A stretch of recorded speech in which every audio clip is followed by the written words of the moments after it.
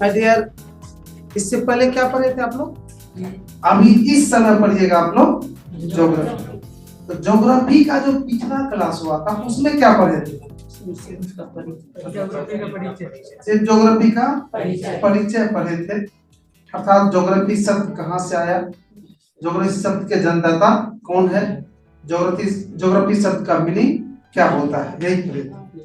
और आज हम लोग परिभाषा भी लिखा दिए थे, ज्योग्राफी की परिभाषा भी लिखा है। चलिए आज ज्योग्राफी का हम इजी परिभाषा लिखा देते हैं, इसके बाद तुरंत आपके सिलेबस पर चले जाएंगे।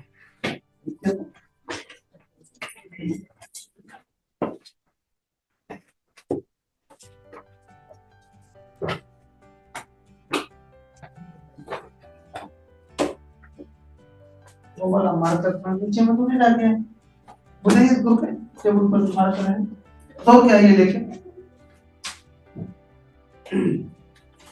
इसमें ज्योग्राफी शब्द का है कि नहीं है, इसमें भी चेंजिंग है। तो ऐसे है ज्योग्राफी नहीं आप लोग का नहीं, आप दोनों का और किसी का। चलिए दो ही व्यक्ति पढ़ लीजिए। ज्योग्राफी तो बहुत अच्छी विषय भी है, मजा भी आएगा पढ़ने में और आगे तो काम आएगा ही। आइए देखिए जल्दी, मिला ना?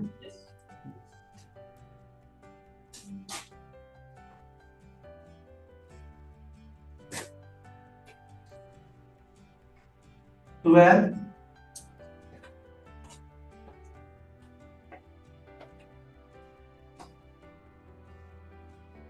ज्योग्राफी लोग अभी शुरू किए हैं, इसी पर थोड़ा सा टाइम देंगे, उसके बाद इसके सिलेबस पर चल जाएंगे, विषय वस्तु पर चल जाएंगे। तो इसका सबसे पहले हम एक छोटा सा परिभाषा बताएंगे, क्योंकि परिचय इत्यादि हमने डिटेल से दिखा भी दिए हैं, बता भी दिए, और आज परिभाषा की बारी है। परिभाषा, और वो लड़का तो आ ही नहीं रहा है, बहुत इंटरेस्टेड रखता था ज्योग्राफी में, आया परिभाषा। मैं बता रहा था कि ज्योग्राफी का परिभाषा हम कितनों बढ़िया से दे दें वो गलत हो सकता है, क्योंकि ये परिवर्तनशील विषय है। इसमें हर क्षण हर दिन नए नए क्षेत्र इसमें जुड़ते रहते हैं, जिससे इसका परिभाषा धीरे धीरे क्या होता है, एक तरह से कहिए गलत कहिए कमजोर कहिए हो जाती है। तो जो भी हो, लेकिन अभी तो परिभाषा देंगे। तो मैं एक बार परिभाषा को बनाता हूँ, आप लोग भी देख लीजिए। हमने बताए थे इससे पहले भी कि ज्योग्राफी जियो और ग्राफी शब्द के मेल से बना है। जियो और ग्राफी ये दोनों शब्द यूनानी शब्द हैं, और दोनों का अलग अलग अर्थ भी बताए थे कि जियो का अर्थ होता है गोल या पृथ्वी, और ग्राफी का अर्थ होता है क्या, वर्णन करना होता है। और दोनों को अगर मिला के बोलते हैं तो हम कह सकते हैं कि ज्योग्राफी का मतलब हुआ पृथ्वी का वर्णन करने वाला विषय। और शुरू में मैरियर ज्योग्राफी को यही माना भी जाता था कि ज्योग्राफी पृथ्वी के वर्णन करने वाले विषय, लेकिन मैंने अभी भी कहा था कि ज्योग्राफी एक परिवर्तनशील विषय है, जिसके अध्ययन क्षेत्र विषय क्षेत्र में समय के साथ साथ अन्य विषय अन्य क्षेत्र जुड़ते जाते हैं, इसलिए इसकी परिभाषा चेंजिंग होता है। लेकिन आज जो परिभाषा का दायरा है काफी बड़ा हो गया है। आज हम कह सकते हैं, अर्थात ज्योग्राफी का जो अध्ययन क्षेत्र है, दायरा जो है बड़ा हो चुका है। ज्योग्राफी के अंतर्गत आज सिर्फ पृथ्वी ही नहीं, बल्कि पृथ्वी से संबंध रखने वाले जितने भी आकाशीय पिंड है, जितने भी ब्रह्मांड के पिंड है, जितने भी ब्रह्मांड की स्थितियां हैं, सभी चीजों का अध्ययन होता है। अर्थात हम कह सकते हैं कि ज्योग्राफी भूगोल सामाजिक विज्ञान का वह हिस्सा है जिसके अंतर्गत पृथ्वी के साथ साथ आकाश के वे पिंड, ब्रह्मांड के वे पिंड का अध्ययन होता है जो पृथ्वी से संबंधित हैं। अर्थात वायुमंडल, जलमंडल, स्थल मंडल, आकाशीय पिंड, इन सभी चीजों का अध्ययन किसके अंतर्गत होता है? ज्योग्राफी के अंतर्गत होता है मेरे। तो देखते हैं, लिखाते हैं एक छोटा सा परिभाषा आपको, ताकि आप बोल भी ठीक से पाए और उसको याद भी ठीक से रख पाए और लिख भी ठीक से पाए। तो देखिए परिभाषा, एक छोटा सा परिभाषा दिखाते हैं। देखिए भूगोल, भूगोल सामाजिक विज्ञान की वह हिस्सा है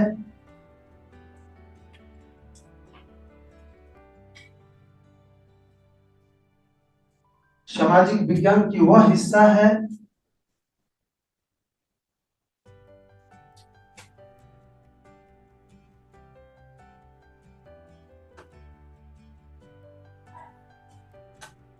भूगोल सामाजिक विज्ञान की वह हिस्सा है जिसमें पृथ्वी जिसमें पृथ्वी जिसमें पृथ्वी एवं पृथ्वी से संबंध रखने वाले पृथ्वी से संबंध रखने वाले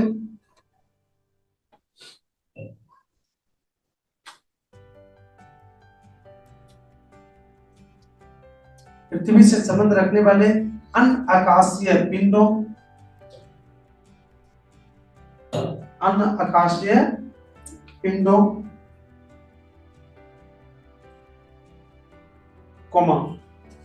वायुमंडलों, वायुमंडलों, वायुमंडल मतलब समझे ना?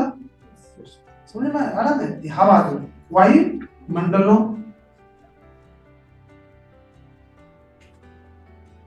वायु मंडलों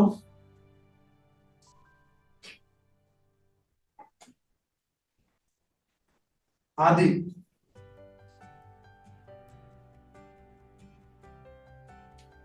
का अध्ययन किया जाता है।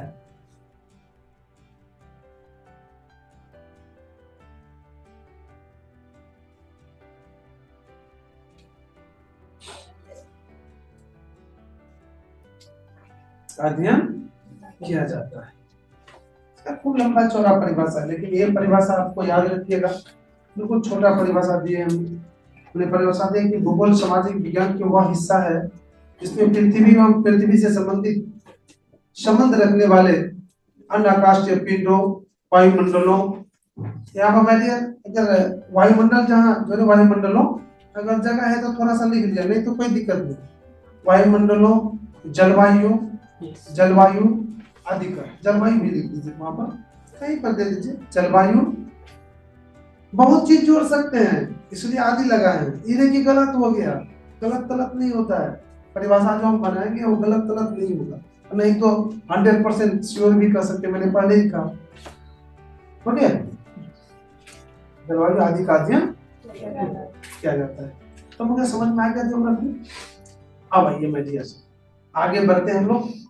परिभाषा जान के क्या इसके मैंने जनक का नाम लिखा दिया हूँ, ज्योग्राफी के जनक का लिखा दिया है।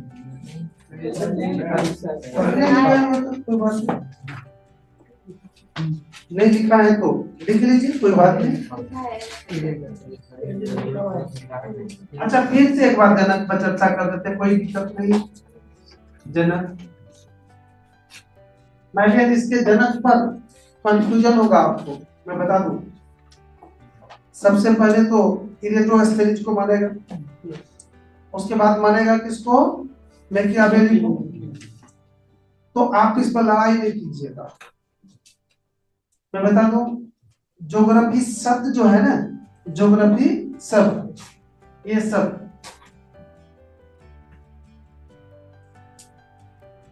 ज्योग्राफी, इसके जनक कौन है? इरेटोस्थेनीज। तो क्या उसको जनक माना जा सकता है कि माना जा सकता है? yes, उसको मानते हैं, बहुत सारे विद्वान उसको मानते हैं। और इस सिर्फ शब्द का जनक था। yes. और इसमें जो बहुत सारे ढेर सारे बातें हैं उसको व्यवस्थित रूप दिया कौन? Machiavelli, sorry Hecataeus. कौन? हेकेटियस। मैकियावेली तो पॉलिटिकल साइंस, हेकेटियस दिया। इसलिए इसको क्या हिकेटियस को भी क्या कहा जाता है? ज्योग्राफी के जनक कहा जाता है। तो ऐसे कंफ्यूज मैंने आइएगा कि कौन कौन है क्या है नहीं है। तो सबसे पहले तो लिख लीजिए, देखिए ज्योग्राफी के पिता किसको माना जाता है? हेरोडोटस।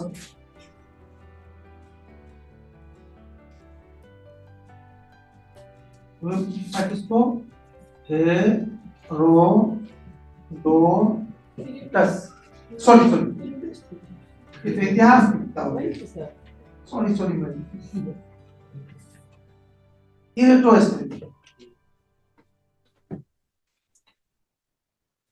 ज्योग्राफी के पिता कौन? इरेटोस्टेनिस।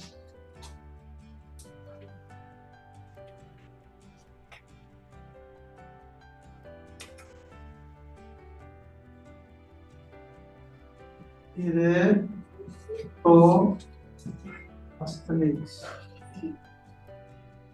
ये माय डियर ज्योग्राफी के जनक हैं, क्योंकि ज्योग्राफी सबसे पहले यही बनाया था। कौन? इरेटोस्टेनिस। ठीक है। और दूसरा किसको माना जाता है? और थोड़ा सा उसी में लिख लीजिए, क्या लिखे हम लोग? क्या जनक? इरेटोस्टेनिस। साथ ही साथ ही साथ ही उसी हिकेटियस हिकेटियस हिकेटियस को भी ज्योग्राफी का पिता का दर्जा दिया गया है। साथ ही हिकेटियस को भी ज्योग्राफी के पिता का दर्जा दिया गया। देखिए लगा दिए बात। साथ ही हिकेटियस को भी ज्योग्राफी के पिता का दर्जा दिया गया है।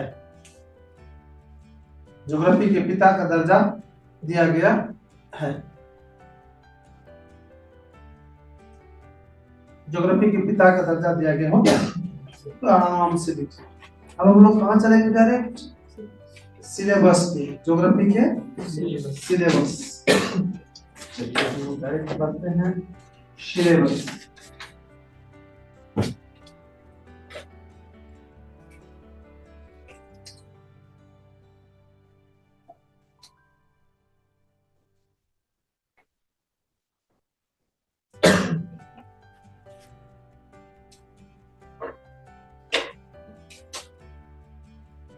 देखना ये मार्कर जो है पिछले साल वाला है, तो सब कोई काम नहीं आ रहा है। 12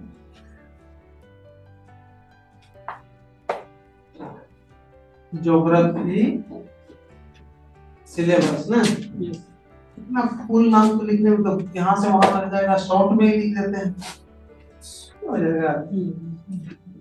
12 ज्योग्राफी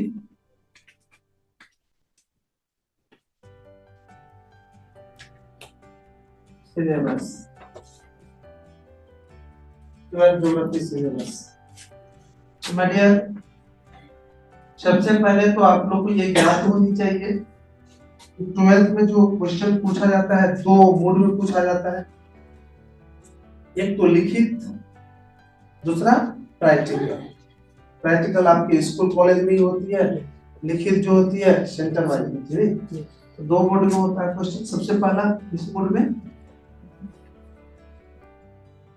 लिखित, नहीं लिखित परीक्षा, कितना अंक का? 70 का, नहीं। और दूसरा है कौन? प्रायोगिक। प्रायोगिक मतलब प्रैक्टिकल है, प्रायोगिक, जिसको हम लोग प्रैक्टिकल कहते हैं। ये कितना अंक का? 30 अंक। ये दो मोड में क्वेश्चन होते हैं, एक लिखित परीक्षा, दूसरा प्रायोगिक। अब आपके बुक तो कितना क्या है वो बताने जा रहे हैं। जो नहीं चलता है, दिक्कत है 12 ज्योग्राफी।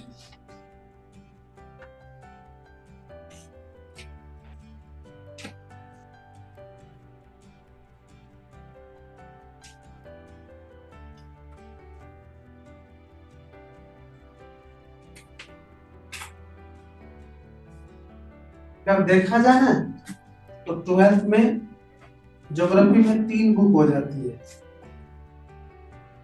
2 तो खंड 1 और खंड 2, और एक तीसरा प्रायोगिक, ये प्रैक्टिकल की बुकें हो जाती है, और तीनों को पढ़ाएंगे। देख रहे हैं, देखो ये 2 बुक आपके सामने में है, देख लीजिए कितना मोटी है। तो हम लोग शुरू करते हैं इसकी पहले की। सबसे पहले बुक कौन कौन है, क्या है, नहीं है, उसका क्या नाम है, वो चलते हैं। सबसे पहले है मानव भूगोल। क्या है? मानव मानव इसको खंड 1 2 कर देगा। यस, तब बढ़िया रहेगा ना। खंड 1 मानव भूगोल। मानव भूगोल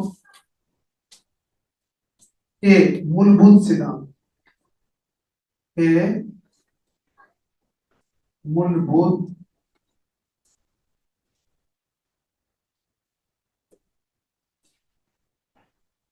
सिद्धांत हो गया मेरे। और कितना अंक का पूछता है वो भी देख लिया हम लोग। ये कितना अंक का पूछता है वो देख लेते हैं। ये पूछता है आपको 35 अंक का। कितना का? 35 अंक का पूछता है। 35 अंक का पूछेगा।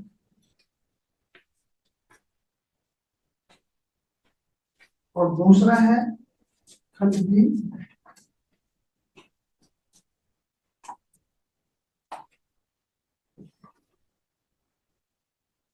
खंड बी उसका नाम है, ये देखो ये पहला बुक जो है आपका मानव भूगोल के मूलभूत सिद्धांत, ठीक है ना। मानव भूगोल के मूलभूत सिद्धांत, इससे आपको 35 अंक के पूछे जाएंगे। कहाँ पर? बोर्ड में। हाँ, लिखित में। उसके बाद दूसरा है भारत लोक एवं अर्थव्यवस्था।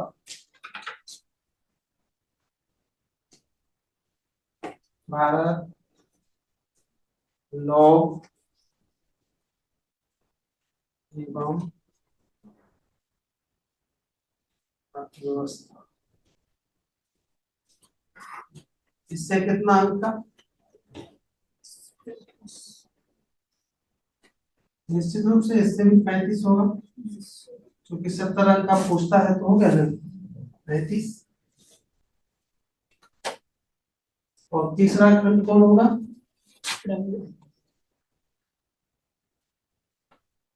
खंड सी, प्रायोगिक। वो भी कितना अंक का होगा? 30।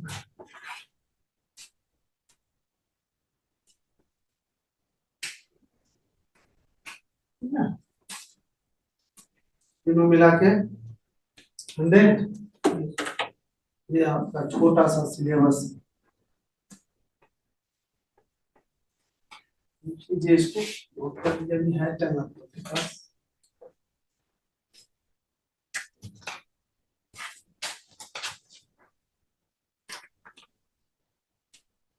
अच्छा,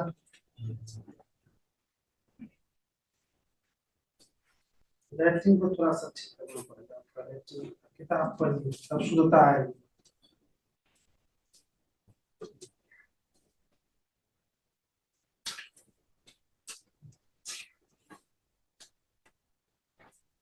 हो गया आपका?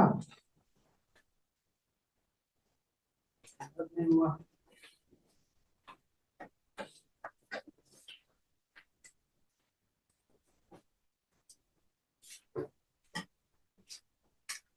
एक बार बड़ा शेयर कर लिया।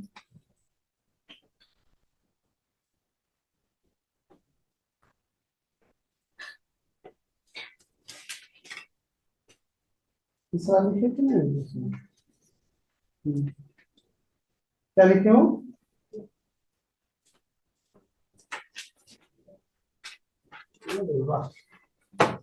तो हो गया लिखा हुआ लगभग, आपको लग गया हो गया, सभी का पेन रुक चुकी है, इसका मतलब हो गया तब तो। तो मैंने आपने देखे कि 3 बुकें हैं और तीनों को पढ़ना है, तो आज ये पहला बुक शुरू किया जाए। पहला बुक शुरू किया जाए। मैंने बोलचाल की भाषा में हम लोग जो तीनों बुक का नाम का यूज करते हैं वो सुन लीजिए। इसको कहते हैं, इस बुक को कहते हैं विश्व भूगोल। क्या कहते हैं इसको? विश्व भूगोल। विश्व भूगोल, इसको बोलचाल की भाषा अर्थात हम लोग यूज करते हैं। और इसको जो होता है ये वाला, इसको क्या कहते हैं? भारत भूगोल। ये बोलचाल की भाषा, इसको तो प्रैक्टिकल कर देते हैं। तो ये भी याद रखना। अर्थात आज कौन शुरू करेंगे हम लोग? आज हम लोग विश्व भूगोल शुरू करेंगे। वो विश्व भूगोल में क्या पढ़ेंगे हम लोग? थोड़ा सा तीनों बुक के भी विषय बता दें कि इस बुक में क्या पढ़ेंगे। विश्व भूगोल में, विश्व भूगोल में पढ़ेंगे मैंने कि पूरी दुनिया के बारे में। अर्थात मैं बता दूं कि इसमें मानव और पर्यावरण एक ही चीज को मुख्य रूप से फोकस किया है। विश्व भूगोल मानव और पर्यावरण के बीच क्या संबंध होना चाहिए, संबंध को कैसे ठीक किया जा सकता है, इस पर विशेष जोर दिया है। मैंने बहुत अच्छी शब्द बोला भी कि मानव और पर्यावरण के बीच संबंध। तो मानव तो समझ रहे हैं आप, खुद आप मानव हैं इसलिए मानव समझ रहे हैं। क्या मैंने एक शब्द यूज किया पर्यावरण? क्या आप पर्यावरण समझते हैं? क्योंकि ज्योग्राफी का आधार है पर्यावरण शब्द। क्या आप लोग पर्यावरण समझते हैं? सुने होंगे मैं डियर, पढ़े भी होंगे आप लोग। और पढ़े क्या होंगे? ये पढ़े होंगे कि हमारे चारों ओर के आवरण को सुने होंगे, रट लिए होंगे, थोड़ा छोटा सा तो रट लिए होंगे, लेकिन इसका मीनिंग नहीं जाने होंगे कि हमारे चारों ओर के पर्यावरण आवरण, हमारे चारों ओर के आवरण का मतलब क्या होता है बेटे। तो ध्यान से सुनना, आज हम पर्यावरण को समझाने जा रहा हूं आपको। ये जो मैंने अभी भी कहा कि ये जो विश्व भूगोल है, मानव भूगोल है, इसका आधार जो है, इसका बेस जो है, जिस पर ये खड़ी है बुक, उस बेस का नाम क्या है? मानव एवं पर्यावरण के बीच अध्ययन। मानव और पर्यावरण के बीच अध्ययन। तो मानव तो मैंने कहा कि खुद आप मानव है, समझे रहे। मैं दूसरा पॉइंट पर चला, वो है पर्यावरण। और पर्यावरण की पुरानी परिभाषा आपके जहन में होगा, आपके दिमाग में होगा कि हमारे चारों ओर के आवरण को पर्यावरण कहते हैं। और आज हम यहाँ पर आ गए हैं आवरण पर। हमारे चारों ओर के आवरण क्या होता है, अर्थात पर्यावरण को सबसे पहले हम लोग समझेंगे। इससे पहले बताएं आप लोग को, अरे ऐसे करके मत को यार, थोड़ा टनाटन में रहो, क्लास में टनाटन में रहो यार। ये बहुत बड़ी मंदिर कहिए कि मस्जिद कहिए कि क्या कहिएगा इसको, ज्ञान का बहुत बड़े फैक्ट्रियों कह दीजिए आप, कोई बात नहीं है। और आपके जीवन का सबसे इम्पोर्टेंट स्थान है यार, यहाँ पर तल के रहो। यहाँ पे एनर्जी नहीं आया तो समझ लो तब तुमसे इस वर्ष से कहो कि जहां से को वो जुड़ा हुआ लिंक नहीं है, तार कटल है बीच में नहीं। देखो हम लोग का एज देखो, व्यस्तता देखो, और यहाँ पर प्रेजेंटेशन देखो। इस तरफ, क्योंकि तार जुड़ा हुआ है एकदम डायरेक्ट, 3-3 फेज, 3 फेज जुड़ा हुआ है। कल भी देखो रविवार की समय थी, सहरसा गए, कितना काम किए, फिर शाम में आए, क्वेश्चन बना आप लोग का, फिर रात में यहाँ पर वो एक बर्थडे पार्टी थी यहाँ पर, उसमें भी इंगेज हुए, फिर देखो खड़े हैं आपके साथ 6 बजे से पहले से। आइए, मैं बात कर रहा था पर्यावरण। तो पर्यावरण को हम लोग, जो पुरानी परिभाषा है कि हमारे चारों ओर के आवरण को पर्यावरण कहते हैं मैरियर। तो ये आवरण क्या होता है, ध्यान देना, आवरण, आवरण क्या होता है?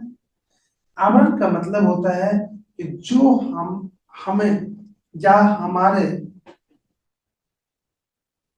या हमको ढके हुए हैं, जो हमको ढके हुए हैं वो क्या है? जैसे ये शरीर का आवरण क्या है? ये कपड़ा, चूंकि ये शरीर को क्या हुआ है, ढके हुआ है, तो ये शरीर का हुआ।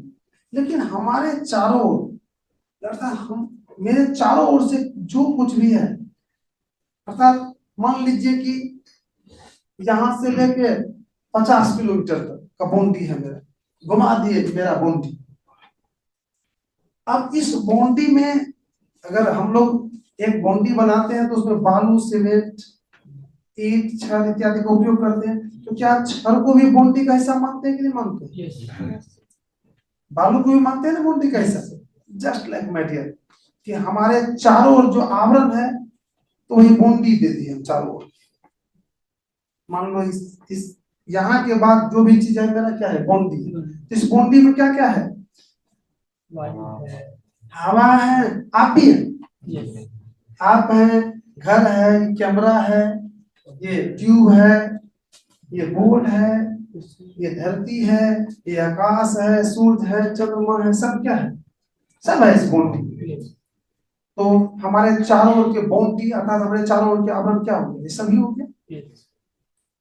ध्यान देना माय डियर, कहां पर ले जा रहे हैं? हमारे चारों ओर के आवरण का मतलब हुआ कि हमारे चारों तरफ जो कुछ भी दिखाई देते हैं, जो कुछ भी उपस्थित है, सभी वही क्या है? आवरण। आवरण ही क्या है? पर्यावरण। अर्थात आप भी क्या है? पर्यावरण, या पर्यावरण के अंग, या पर्यावरण के सदस्य। ये बोर्ड भी क्या है? पर्यावरण, या पर्यावरण के सदस्य। समझ में आ गया? तो हमारे चारों ओर के आवरण का मतलब समझ गए।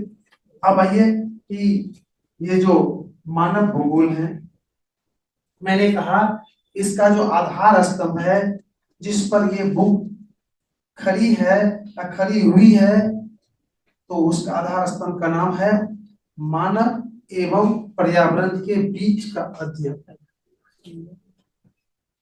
मानव और पर्यावरण के बीच क्या संबंध है, वो ये बुक तैयार करती है, उसी पर ये खड़ी है। तो मानव और पर्यावरण समझ गए। पर्यावरण का तात्पर्य हमारे चारों ओर के आवरण, अर्थात यहाँ पर हवा है, तो मानव और हवा के बीच क्या संबंध होना चाहिए? हवा अगर दूषित हो जाती है तो मानव को क्या करता है? नुकसान पहुंचा देता है। तो मानव को किस तरह से रहना चाहिए कि हवा नुकसान नहीं हो, हवा दूषित नहीं हो। तो यही जो पढ़ना है, तो किसमें पढ़ना है? भूगोल में या विश्व भूगोल में? देख रहे हैं, एक एक पॉइंट को लीजिए। मानव और पेड़ पौधा, पेड़ पौधा भी क्या है? पर्यावरण है। तो मानव और पेड़ पौधा के बीच संबंध पड़ेगा किसमें? विश्व भूगोल में। अर्थात उस पहलू को पढ़ेंगे जो हम सीधा सीधे समझ लीजिए कि जीव जंतु जो भी है उससे संबंधित है, क्षेत्र विशेष नहीं, जीव जंतु से संबंधित, चाहे वो दुनिया के किसी भी जगह पर। और आ जाइए इसमें कि क्षेत्रीय ज्योग्राफी हो गया, ये भारत के संबंध में हो गया, सिर्फ भारत। इसमें हम ये नहीं पढ़ेंगे मानव, मानव हो गया तो पूरे दुनिया के मानव जगत करने का मतलब क्या? पूरे इस धरती पर जो मानव है उसका अध्ययन। समझा रहे भैया? मानव का अध्ययन मतलब ये सुपौल का, भारत का मानव नहीं, ये धरती पर जो मानव है। और यहाँ पर पढ़ेंगे हम लोग सिर्फ भारत के विषय,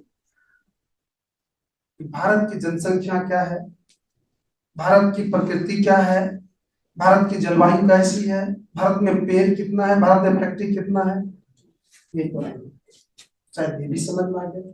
और ये इसमें हम लोग प्रैक्टिकल, प्रैक्टिकल का मतलब होता है मेरे डियर कि मैंने जो पढ़ाया, बुक में जो आपने पढ़े, उसको एक्सपेरिमेंट करना, उसको वास्तविक रूप में देखना कि क्या ऐसा हो रहा है या नहीं हो रहा, उसको क्या कहते हैं, प्रैक्टिकल कहते हैं मेरे। तो शायद तीनों चीज समझ गए। और मेरे ख्याल से अगर शुरुआत में इसकी बहुत जरूरत होती है, अगर शुरू में समझ गए, कम से कम बुक का नॉलेज हो गया कि बुक में पढ़ाई होती है क्या, तो आगे पढ़ने में आपका जो जिज्ञासा है वो उसमें चार चांद लग जाती है। नहीं, अब आपको निश्चित रूप से आगे आवर इसमें हमको वही पढ़ना है, मानव और पर्यावरण के बीच संबंध पढ़ना है, चाहे वो पेड़ पौधा के बीच संबंध हो, चाहे हवा के बीच संबंध हो, चाहे समुद्र के बीच संबंध हो, जिसके बीच भी संबंध हो जी। हाँ क्यों नहीं, तो एक रत्ती का तो बुक है यार, नाम तो बहुत लंबी चौड़ी नहीं इसका दिया, देखो बुक, इसमें हम कितना चीज होगा। फिर भी आपके समय लगते हैं। ज्योग्राफी में तो एक छोटा सा चीज देंगे तो काफी, ज्योग्राफी जानते हैं क्या सबसे बड़ी विशेषता है, टोटल क्वेश्चन इंटरेस्टेड क्वेश्चन है। ज्योग्राफी अगर 2-4 दिन पढ़ लीजिएगा ना आप लोग, बहुत मजा आ जाएगा, क्योंकि इंटरेस्टेड क्वेश्चन का तात्पर्य हो गया कि जो आप जानना चाहते हैं, जैसे बारिश कैसे होती है, सब देखते हैं कि बारिश हो रही है, अब इसमें पढ़ना है कि बारिश ऐसे ऐसे ऐसे ऐसे होती है। अभी देखिए सर्दी लग रही है, तो सर्दी क्यों लग रही है, इसका जवाब कौन देगा, ज्योग्राफी देगी। अब पर्वत है तो पर्वत क्यों है, पर्वत कहाँ कब उत्पत्ति हुई, कैसे उत्पत्ति हुई। पिछले सप्ताह आपके शुरुआत दिन में भूकंप हुई थी, तो भूकंप क्यों उत्पत्ति होती है, कहां से होती है, ये टोटल जवाब कौन देता है, ज्योग्राफी। तो अपने आप में ये परिपूर्ण लगता है, अपने आप में पूरी तरह से मसालेदार लगता है, नहीं लगता है ये। बाकी मैं बताऊंगा, कल आप लोग ये देख आइएगा कौन, मानव भूगोल के मूलभूत सिद्धांत, कल इसको शुरू करेंगे। आज इतना टाइम है, इतना टाइम में तो कुछ होगा नहीं, पूछना है कुछ तो पूछ लो। और पिछले क्लास में हमने होमवर्क दिए थे आप लोग, एक मिनट टाइम है तो मैं डियर होमवर्क को चेक करेंगे, इस बार तो कॉपी में चेक कर लेते हैं, लेकिन कॉपी में चेक नहीं करेंगे, कहाँ चेक करेंगे, आपके नीचे में पेज रहनी चाहिए, नाम लिखिए पेज जमा कर दीजिएगा, ये तो होमवर्क।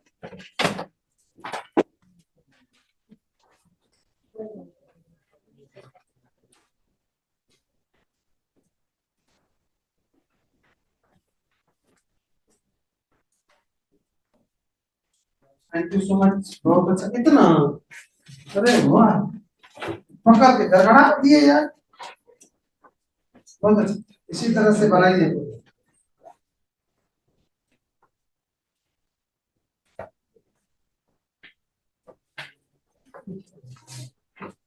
इसमें से कोई ऐसे आइडिया हैं जो नहीं बनाए हैं,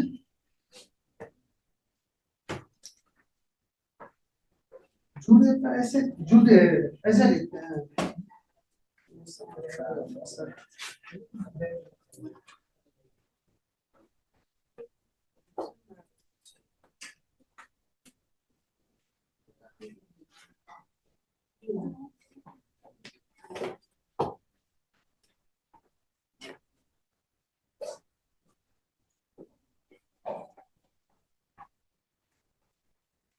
और ऊपर उसका प्रयास करेंगे।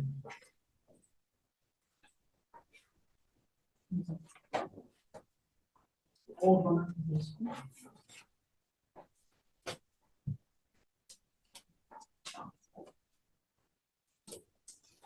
सीन में किसी ने काला सो ये और होगा परिवर्तन कर रहा होगा, जनरल में होता है,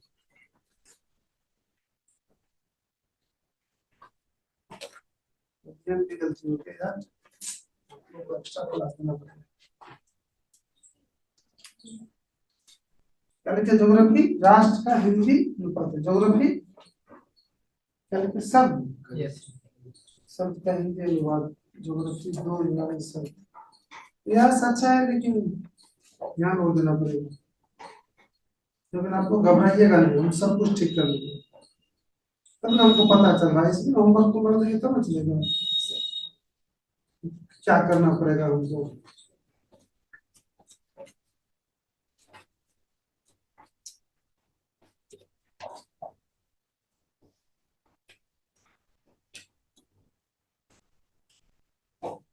सिर्फ ऊपरी नहीं, खनिज का भी तो अध्ययन होता है ना। ज्योग्राफी में खनिज का भी अध्ययन किसके है?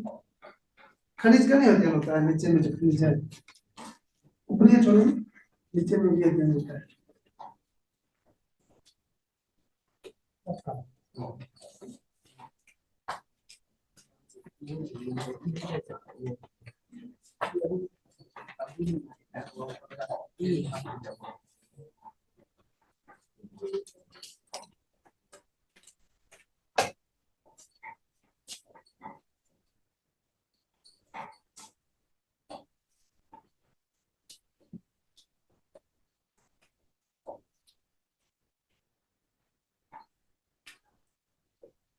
ठीक है, बहुत अच्छा।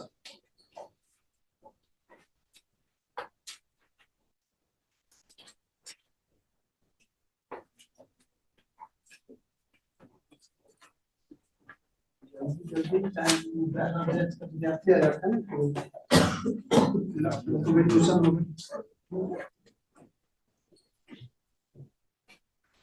नहीं तो मेरा वाला व्यवस्था है अब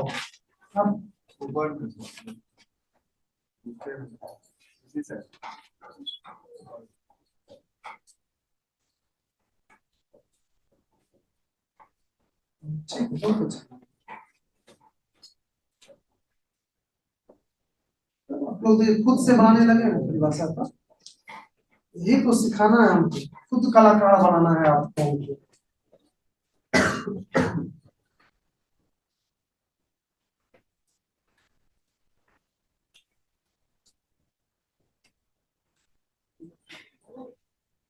4 दिन में तो चौथा क्लास है ना, 4 दिन में तो ये हाल हो, 1 महीना हो जाएगा तब क्या होगा।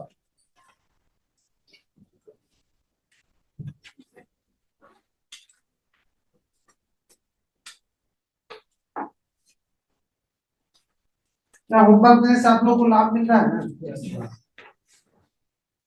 तो किसी का है लो यार,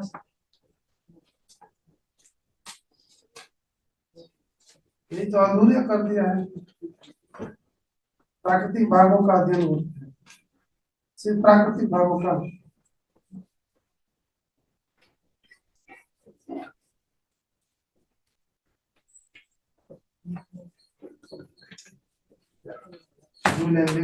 विद्यार्थी इसका तो भेज कर लीजिए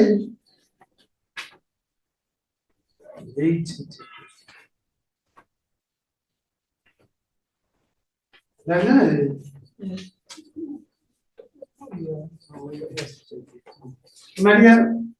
आप लोग ने जो भी लिखे पहला होमवर्क था, आप सिर्फ बना के लाए, इसके लिए आपको बहुत बहुत धन्यवाद। और हम ये देखना चाहते हैं कि कौन ऐसे हैं जो नहीं बना पाए या बना के नहीं लाए। कौन कौन नहीं लाए, तो खड़े हो जाइए, तो खड़े हो जाओ आप लोग भी। उसके बाद ना हम छापेंगे कि बात से आएगा क्या हुआ, होमवर्क मिल रहा है। और इधर भी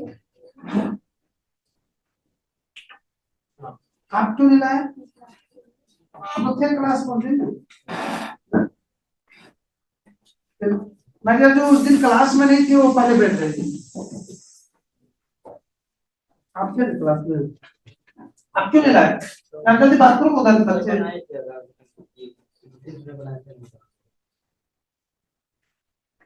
अरे गलत सही से मतलब नहीं है, हमको बनना चाहिए। कहाँ है दिखाया, कहाँ तुम तो दिखाना चाहिए, अभी बनाया बोला 2-3 लाइन नहीं लिखे। अरे यार कुछ लिखा ना, तो सही गलत से मतलब नहीं होता है। आपने प्रयास किया ना, ये अभी ना पाया तो प्रयास करो, तो गलत फलत कुछ लिखो, उससे मतलब नहीं है। आपस में नहीं, आपस में बात नहीं करना, क्लास से बाहर। यहाँ पर फीलिंग करो कि आप और हम हैं, तीसरा नहीं। और अगर आपको लगे कि ध्यान को एकाग्र करना है मैरियर, तो सुबह से आज से ही शुरू कर देना, कल से ही ऐसे अंगूठा रख दो, इस पर नजर टिको, ठीक, तब यहाँ नजर टिक जाएगा, इधर उधर नजर नहीं भागेगा। क्लास में बिल्कुल ठान ही लो कि दो ही आदमी है, सर हैं और आप। जो कुछ कहना है हमको कहो, हम भी जो कुछ कहेंगे आपको कहेंगे, ठीक है बच्चे। आप क्यों नहीं बनाए जी, बोलिए क्या दिक्कत बताइए। तो नेक्स्ट दिन से ऐसा नहीं होना चाहिए, ये फर्स्ट दिन था इसलिए हम कुछ नहीं अच्छा नहीं मानेंगे हम, फिर ठीक है बच्चे। मैंने आज की क्लास को ज्योग्राफी का यहीं पर रोका जा रहा है।